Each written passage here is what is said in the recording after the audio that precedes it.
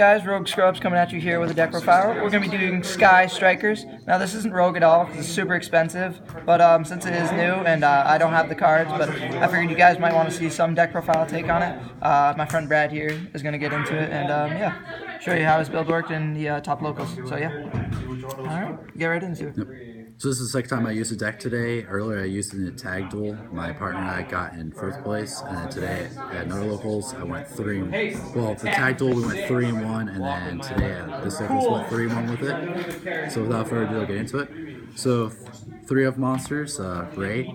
Ray is like the only monster you really use besides your hand traps. So this card is just like really busted, especially her quick effect where you can just tribute. So I can show some combo plays with this card that you can do with her quick effect. However, the other effect of hers besides the quick effect is when you lose your Link monster, she can just special summon herself from the graveyard and then she can quickly link into another monster. So she's pretty broken. She has also her tribute effect has some reaction with another card that I'll show later on in the deck. But yeah, you have to run her at 3. She's just way too good for the deck. So I'm just gonna go into like my hand traps. So run 3 Ogre, 3 Ash, and 2 Reaper in the main deck.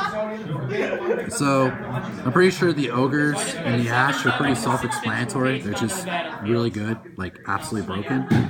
So I'm not really going to go into much detail on that. Now the Reaper is the main deck because the problem is with how the meta is right now, they're typically like only like 4 or so decks. So you have a lot of the Goki decks, Sky Striker is going to start becoming a thing, Altergeist and that. So I'll show you some of the targets later on when I get to the extra deck.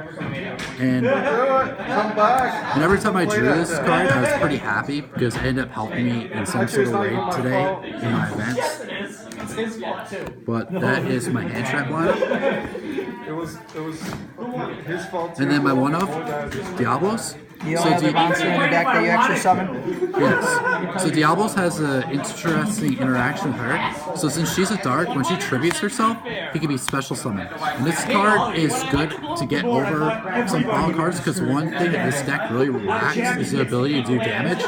So you want to do damage, he's terrific, or get over a problem card. Another great thing about this card is it can't be tributed. And in addition to that, for your spell cards, he can tribute himself to basically just stack one, right? Yeah, to basically rip a card out of your opponent's hand. Yeah. So that way you can make your secondary effects of your spell cards live again. Yeah, it's also, you can special summon it from hand, right? It doesn't just have to be from grave. Right? Is it if a monster's tributed, or is it just from grave? I wasn't sure. No, it's only from grave. Only from grave? Okay. I could have sworn it was grave, but when you said maybe double think about it first. No, I wasn't sure. I bought the structure deck, didn't play it though, so. Now the spell card lineup, there's plenty of those. Oh, yeah. So obviously 3 engages. Yeah, most expensive card ever. This card is absolutely busted. Like, so for starters, I don't think the fact that it searches it can draw. I think the thing that makes this card absolutely busted is the fact it's not hard once per turn. So already today, in 1 turn, I've resolved this card 4 times in 1 turn. So a little bit more detail about Gauge for those that might not be familiar with it. So its first effect is you can go and add any Sky Striker card except itself to your hand. And then if you have 3 or more spell cards in your graveyard, you can then also draw 1 card after you add the card. Then the next 3 up, Sky Striker Hornet. So this card is really good because 1 is a quick play, so you can possibly use this defense, but primarily the reason why it's so good is when you're trying to go build up your spells in your graveyard, it helps because you can just go make yourself a token and then just go right into your Kagari. And then it's a secondary effect is if you have 3 or more spell cards in grave, its attack and defense become 1500 instead of 0. And now just to clarify as well, the 3 spell cards, it doesn't have to be with different names either. It's just 3 spell cards. Yeah, so you can just play duplicates. That was one thing I didn't even know. I thought there was still at least a restriction. No, these cards you can just have 3 of the same one and that counts for their effects, which is insane. So, yeah. And then next row, Widow Anchors. This card is absolutely busted. This card has literally won me so many duels. So for those of you that do not know what it is, I guess for those that you understand the game very well, at worst, it's pretty much a Forbidden Chalice, and at best, it's a Snatch Seal. So when you control less than 3 cards, it just negates a card. But if you control 3 or more, if you have 3 more spell cards, it not only negates the card that it targets, but you take control of it until the end phase. The only drawback to this card is the fact that it has to target. So just keep that in mind that it targets. And then my 1-of's a Sky Striker. I run 1 Shark Can, 1 Afterburner, 1 Jamming, 1 Eagle Booster, 1 Multi-Roll, Hercules, and Airbase. Alright, so let's go over each one of these. So I guess I'll just start from over here. Yep. So Multi-Roll is absolutely broken. So you can target 1 other card that you control, send it to the graveyard, and then every spell card that you go and activate from then on, it tallies up until the end phase, and then you can set that many Sky Striker cards from your graveyard to your field. The only downside to it is the fact that once a card leaves the field, it's banished instead. So you have to also keep in mind of that effect as well. Also, when you activate the effect, all spell cards thereafter,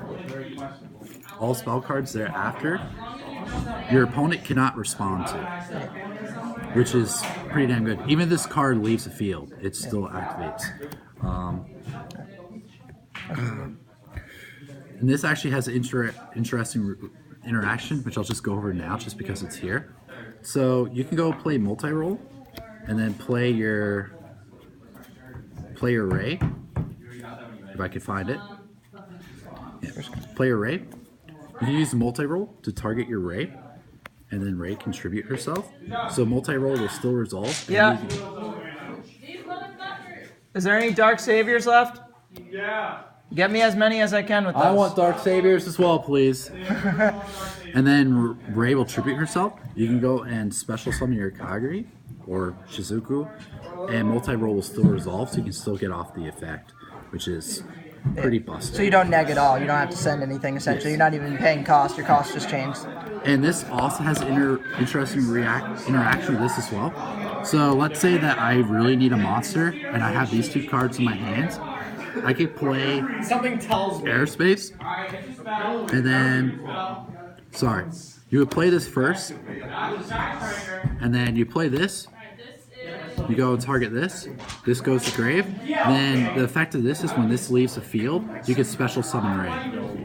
Is that all that's used for? You don't really use its first effect just to special summon Ray? I use this other effect. It's just because since I'm on the topic, it's another interesting reaction you can do if you need a monster, you can get your Ray out.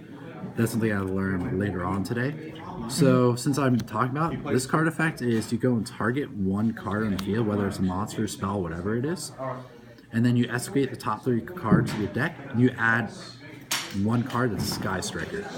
So this card is a hit or miss. I only run it at 1. I was running it 2, but a lot of times I end up seeing it when I didn't want to see it, so I just bumped it down to 1 from earlier today. And what about the multi-roll? You felt 1 is fine? Yeah. It's searchable? You don't think you'll ever need a second? I was playtesting this a couple days with some of my friends, and I really didn't like the multi-roll at 2 because I could always get it back and also search for it. Okay. And I felt the same about the Area 0 as well. I could always search it or get it back somehow. Yeah, so there's no reason to play more than 1. But yeah, so then you escalate the top 3 cards, and among the 3 of them, you can add 1 Sky Striker card. And the other cards are then shuffled back in the deck. But the one thing about this card, though, is if none of them are Sky Striker, you're basically just SOL. I guess is the best way to describe it. Yeah. But I mean, majority, 50% of your, if not more, of your deck is probably Sky Striker. Yeah, right? so it's pretty bad. It's all spells, yeah. But yeah. So. All right. And then I guess I'll go over the destruction ones. So these are really broken, especially. And the thing though is their secondary effects are especially broken. So Afterburner, you target a monster, destroy it. Skyjammer is you target a set spell or trap and destroy it. However, their second effects are really good. So Afterburner, if you have 3 or more spells, this destroys the spell or trap without targeting. And this is if you destroy a set spell or trap, then you can go and destroy a monster without targeting. Okay. So they're just the opposites. Yeah. So this card is pretty good against decks where they have monsters that you can't necessarily get around because they can't be targeted. So just keep that in mind. And the other nice thing about this card, which I've abused this effect a couple times today because I came across cards that cannot be targeted.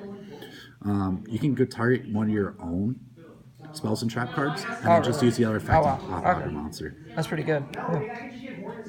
Yeah, that was the interesting thing. I read it twice earlier, and I'm like, oh, that's cool. I can just target my own stuff and then get rid of something I don't want. Now these, so these are like the cards that a lot of people are either pretty much running one of or just not at all. I guess you could maybe say this card too. I really like these 3 cards as one ofs. So this card's good because when you activate, you equip it to obviously your Kagri or Shizuku, whichever one you have out, but you should have out Kagri when you go for attack. And they can attack up to twice this battle phase. Just the only downside of it is they can't attack directly, so keep that in mind. But when you destroy a monster, you draw a card, which is pretty broken. The other thing that's really good about this card is if it's sent to the graveyard by a card effect, so whether it's your card effect or your opponent's card effect, you can go and shuffle 3 of your Sky Striker cards back to your deck. So it's a good way to recycle your cards, which is what I was speaking of, where you can recycle your cards. And since it's searchable and everything, it's great. This one, DD Crow. yep. So this is a DD Crow. However, it becomes a monster reborn essentially if you have 3 more spell cards. Oh, that's pretty neat. So its first effect is you banish the card. It's a quick effect, but if you banish it, you can special summon it on your side of the field instead, but it cannot attack if you have 3 or more. And this one's really good. So this card has won me 1 duel today, and that definitely convinced me that this should be ran as a 1-up. So if you control no monsters, obviously, you can target one of your face-up monsters that targets unaffected by card effects. And then if you have 3 or more spell cards, it cannot be destroyed by battle. And that's quick play too, right? Yes. Yeah. All right. So yeah, is that it for the Sky Striker cards? That's pretty much. That's a roundup. Yeah. So then, I guess more for like regular techie stuff? cards. So Foolish Burial Goods. And I'm going to just show this. So the main reason we're on Foolish Burial Goods is primarily this, so you can get free draws. But a lot of times you want to keep this in your graveyard to try to get up to your 3 cards and then use this later on. But everyone just thinks that you could just send the Metal Foes. You can send the engage. But you can send like the Engage, for example, if you have a way to get your Kagri. So you send the Engage and then make Kagri, target your Engage, add back to your hand, and you can just use Engage. So it really depends on the situation. Like if you need a certain card and you have access to Kagri, you could just do that combo to get the card you need. But a lot of times I just went into the Metal Foes fusion just because I want to try to get 3 cards in my graveyard. In the worst case scenario, it's just a draw. Yeah. Yep. Yeah. No, that's good. I like that engine. So I made that 2 Called by the Graves. In a way, I saw online a couple people maining at 3. You have to admit, it's a really great card because this deck is definitely susceptible to Droll Lopper and Ash. So this card's pretty good against that. That's the main reason I main deck it. However, the funny part is I did not use this for Ash at all today or anything like that. The only time that this card actually came out for me in terms of day was Lightsworn once, and then I played against a Goki player who I want to get rid of. He went into Isidel, so I banished his second Isidel and Grave so you can get the effects off of it. Yeah, the second. But that was literally the only time that the card came up for me personally. And then my 1-of spells. Upstart 39 cards, Foolish, get that Diablos and Rhoda. Now, some of you listening to me earlier, you're probably laughing because I just said this deck doesn't do damage, and instead you're giving your opponent more life points, but this card's just too good, my personal opinion, not to run. Like, it's a free card to be put into your graveyard, and you get a draw for it. Like, this card is really good. Not only can you send your Diablos to set it up, or you can send your Ray. As I said earlier, Ray's effect is when you go and lose your Link monster either by battle or card effect from your opponent. You could go and special summon Ray, so that's a nice way to set up your board if you need to. And then obviously reinforce them in the army for searching your Ray, who's a Dark The only Warrior. target, yeah. Nice, 4 And cards. then lastly, my traps. 3 infinite permanents. Yeah. This card is just absolutely insane in its own way. I have kind of like a love and hate relationship for this card. So it's basically Effect Veiler on steroids, I guess you could say. As far as negating spells and traps in the zone, it came up once today. So my opponent didn't really realize that this card was the thing, and he put an instant fusion in the same column as this card. He had a monster out in the field for me already. So I not only negated his monster effect, but since it was the same column as this, I negated his instant fusion. He was quite frustrated by that. Alright, I'm sure.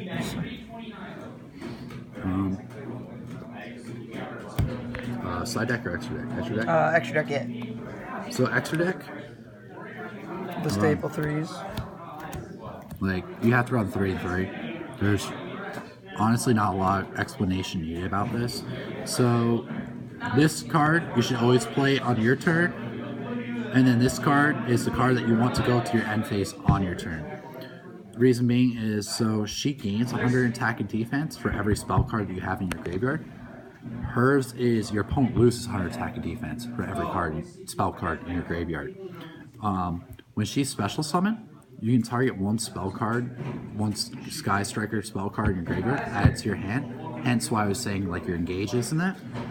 And hers is on the end phase. You can add one Sky Striker spell card from your deck to your hand, which is not already in your graveyard.